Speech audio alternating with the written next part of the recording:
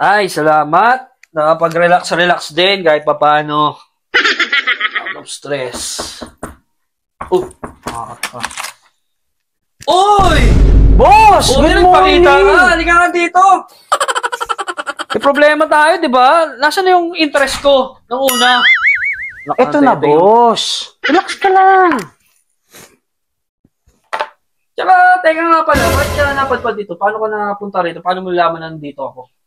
Ito na, boss. Siyempre, malaki yung radar ko.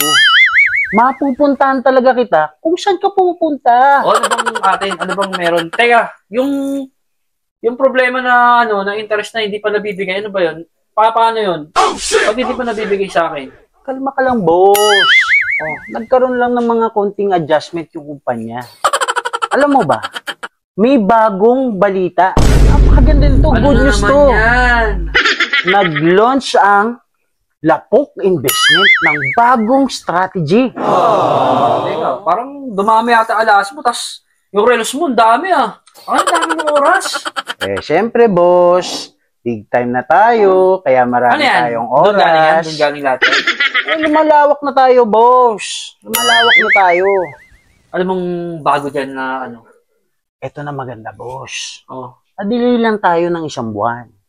Pero dahil sa adjustment ng Lapok Investment, yung ininvest mo, madodoble. Madodoble, pero hindi pa rin nabibigay yung una. Magdadalawang buwan na rin Ano nga, paano yun? Relax ka lang, boss. 1 month lang yan. Pero yung susunod na buwan, doble na yung interest na may bibigay sa'yo. Sa bagay, sensado ko naman ngayon. Mga resultado naman lahat ng ginagawa mo. Alam mo naman, tiwala lang talaga sa kumpanya, boss. Bilib ako sa'yo na punta mo rito. Alam mo nandito ako. Medyo malakas ang radar natin, boss.